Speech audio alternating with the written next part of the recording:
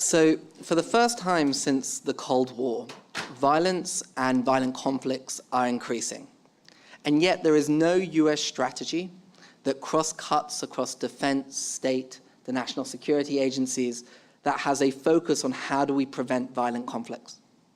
Even if there was a strategy, and there are currently efforts underway in Congress to create one, it would be insufficient.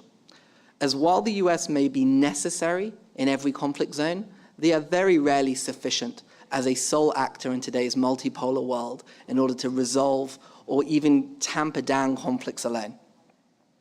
If we can't create a policy that helps mitigate violence and fragility by ourselves, then the correct answer many people would say is, well, let's look to our multilateral institutions like the United Nations and try and find ways to utilize them in order to help us deal with the complex challenges of today.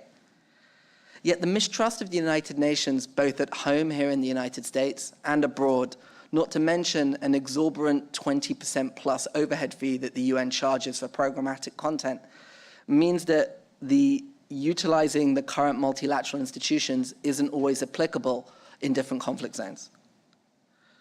So when we're dealing with conflict prevention, and the aim is to create systemic change and to build resilient institutions that can survive political deadlock when leaders don't agree to a political solution or a peace plan, and you're trying to prevent violence that stops any conversation happening, what is the correct solution? If we can't build our own one within the United States and the current multilateral institutions are incapable at times of playing a neutral role? The answer is that you can create these institutions with bespoke peace-building models. And I'll give you an example from one that started in 1986 that President Reagan and Speaker Tip O'Neill created, called the International Fund for Ireland.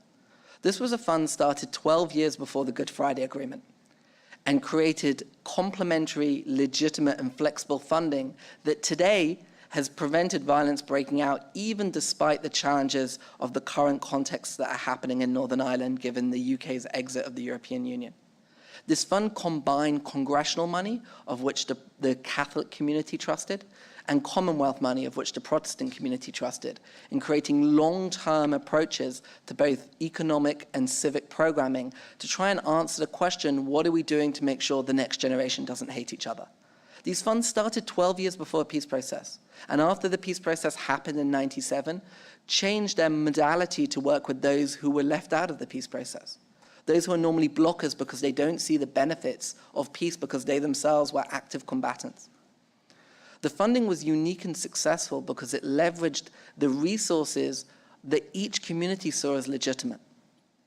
And by doing so and creating something separate from a political process, it created an entity whose only mission wasn't to try and bring the parties back to the table, to a political compromise, but rather ask themselves the question, what are we doing to make sure the populations are ready for such a compromise? What are we doing to make sure that they can keep a compromise? And what are we doing to make sure that if the leaders become deadlocked, that the compromise doesn't dissipate? This model of bespoke peace-building funds where we utilize the US leverage alongside with allies or even opposing forces, but share a view that violence isn't the way forward, can be a model that we can actually create specific bespoke funds in different conflict zones to enable us to leverage US assistance so that we don't just think of things in silos. So we don't think, let's organize around humanitarian assistance and economics, but not civics. Let's organize around a political solution, but not that of disarmament. By creating bespoke models in each space, we create an institution that wakes up every day in each conflict zone that has legitimacy to ask themselves the question, what are we doing to make sure the next generation doesn't hate each other? This isn't fanciful thinking. It has happened before, not just in Ireland, but today in Colombia. There is a multi-trust fund being created with the help of those who set up the Irish Fund.